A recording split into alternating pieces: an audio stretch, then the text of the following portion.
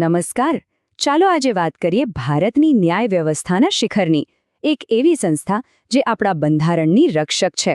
હા, આપણે વાત કરી રહ્યા છીએ ભારતની સર્વોચ્ચ અદાલતની. આજે આપણે એની ઉદ્ભવની ગાથા અને એની ઐતિહાસિક સફરને ઊંડાણપૂર્વક સમજીશું. તો ચાલો આને એકદમ સરળ રીતે સમજીએ. એક સવાલ પૂછું, આપણા દેશમાં ન્યાય માટેનું અંતિમ સ્થાન કયું છે? મતલબ, જ્યારે કાયદાની વાત આવે ત્યારે સર્વોચ્ચ કોણ છે? ભારતની આખી ન્યાયિક પ્રણાલીનું શિખર કોને કહી શકાય? અને જવાબ બિલકુલ સ્પષ્ટ છે, ભારતની સર્વોચ્ચ અદાલત. પણ એક મિનિટ, આને ખાલી એક કોર્ટ સમજવાની ભૂલ ન કરતા. આ તો આપણા બંધારણની રક્ષક છે, નાગરિકોના અધિકારોની કહી શકાય કે અંતિમ ગેરંટી છે. તો હવે સવાલ એ થાય કે આ આટલી શક્તિશાળી સંસ્થાની શરૂઆત થઈ ક્યાંથી? ક્યારે થઈ? ચાલો આપણે સીધા એ ઐતિહાસિક દિવસે જ પહોંચી જઈએ જ્યાં આ બધું શરૂ થયું. તારીખ હતી 28 જાન્યુઆરી 1950, એટલે કે ભારત ગણતંત્ર બન્યું એના બરાબર 2 દિવસ પછી. આ દિવસે સર્વોચ્ચ અદાલતે સત્તાવાર રીતે કામ કરવાનું શરૂ કર્યું. અને જગ્યા કઈ હતી ખબર છે? સંસદ ભવનનો ચેમ્બર ઓફ પ્રિન્સીસ. હા, એ જ જગ્યા જે પહેલા રજવાડાઓના શાસકો માટે હતી. આ પોતે જ એક મોટું પ્રતીક હતું સત્તાના પરિવર્તનનું. પણ એક વાત સમજવા જેવી છે, આપણી આજની સુપ્રીમ કોર્ટ કઈ રાતોરાત નથી બની ગઈ. ના, એની પાછળ એક લાંબો ઇતિહાસ છે, એક ન્યાયિક વારસો છે. તો ચાલો થોડા સમયમાં પાછા જઈએ અને જોઈએ કે આજના આ મજબૂત પાયા કોણે અને કેવી રીતે નાખ્યા.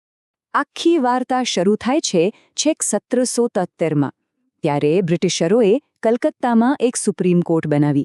પછી વર્ષો વીત્યા અને 1937માં આવી ફેડરલ કોર્ટ ઓફ ઇન્ડિયા.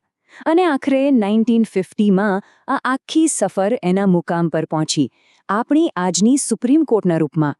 એટલે કે આ કોઈ એક દિવસનું કામ નહોતું, પણ એક લાંબી વિકાસ યાત્રા હતી. હવે આ માત્ર નામ બદલવા જેવી વાત નહોતી, જરાય નહીં. આ તો એક ક્રાંતિકારી પગલું હતું. કેમ? કારણ કે નવી સુપ્રીમ કોર્ટે ખાલી ફેડરલ કોર્ટની જગ્યા નહોતી લીધી, એણે તો બ્રિટનની પ્રિવી કાઉન્સિલની સત્તા પણ લઈ લીધી. આનો મતલબ શું થયો? મતલબ કે હવે ભારતના કોઈ પણ કેસના છેલ્લા ચુકાદા માટે લંડન જવાની જરૂર જ નહોતી. બસ આ જ એ ક્ષણ હતી જ્યારે ભારતનું ન્યાયતંત્ર સાચા અર્થમાં આઝાદ અને સ્વાયત્ત બન્યું. તો આઝાદી મળી, ન્યાયતંત્ર પણ આઝાદ થયું.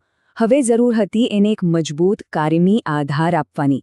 અને એ આધાર મળ્યો આપણા બંધારણમાંથી, જેણે સુપ્રીમ કોર્ટને દેશની સર્વોચ્ચ ન્યાયિક સંસ્થા તરીકે સ્થાપિત કરી. અને એ આધાર કેટલો મજબૂત છે એ જાણવા માટે બંધારણનો અનુચ્છેદ 124(1) જોવો પડે. એમાં શું લખ્યું છે ખબર છે? ફક્ત એક જ વાક્ય: ભારતની એક સર્વોચ્ચ અદાલત રહેશે. બસ આટલું જ. પણ આ નાના અમથા વાક્યમાં જ એની આખી તાકાત સમાયેલી છે. આ કોઈ સામાન્ય કાયદો નથી, આ સીધો બંધારણનો આદેશ છે. આનાથી મજબૂત પાયો બીજો કયો હોઈ શકે? તો આપણે એનો ઇતિહાસ તો જોયો, પણ ત્યારથી લઈને અત્યાર સુધી શું બદલાયું છે? ચાલો હવે સર્વોચ્ચ અદાલતના શરૂઆતના દિવસો અને આજના સ્વરૂપ પર એક નજર કરીએ. કોઈ પણ મોટી સંસ્થાની શરૂઆત એક મજબૂત નેતાથી થાય છે, બરાબર ને? સર્વોચ્ચ અદાલતને પણ એવું જ મજબૂત નેતૃત્વ મળ્યું એના પહેલા મુખ્ય ન્યાયાધીશ શ્રી હરિલાલ જે કણિયાના રૂપમાં. એમણે જ આ નવી સંસ્થાનો પાયો એકદમ મજબૂત બનાવ્યો. જરા કલ્પના કરો, વર્ષ હતું 1950. દેશ આટલો મોટો અને એની સૌથી મોટી કોર્ટમાં જજ કેટલા? મુખ્ય ન્યાયાધીશને મળીને ફક્ત 8. હા, માત્ર 8 લોકો. આટલી નાની ટીમે આખા દેશની ન્યાય વ્યવસ્થાનો પાયો નાખ્યો હતો. અને હવે ફાસ્ટ ફોરવર્ડ કરીને આજના સમયમાં આવીએ. એ 8ની સંખ્યા વધીને આજે કેટલી થઈ છે? પૂરા 34. 34 ન્યાયાધીશો. આજે 4 ગણાથી પણ વધારેનો વધારો છે ને, એ ખાલી આંકડા નથી.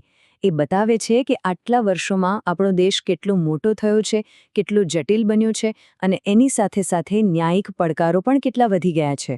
તો આપણે સર્વોચ્ચ અદાલતના ઐતિહાસિક મૂળથી લઈને એના આજના સ્વરૂપ સુધીની એક આખી સફર જોઈ. પણ શું આ યાત્રા અહીં પૂરી થઈ જાય છે? બિલકુલ નહીં. હકીકતમાં આ સફર આપણને એક બહુ મોટા સવાલ પાસે લાવીને ઊભી રાખે છે. સવાલ એ છે કે જેમ જેમ સમય બદલાઈ રહ્યો છે, નવી ટેકનોલોજી આવી રહી છે, સમાજ સામે નવા પડકારો આવી રહ્યા છે, ત્યારે આપણી સુપ્રીમ કોર્ટની ભૂમિકા ભવિષ્યમાં કેવી રીતે બદલાશે? એનો વિકાસ કઈ દિશામાં થશે? આ એક એવો સવાલ છે જેના પર વિચારવું બહુ જ જરૂરી છે.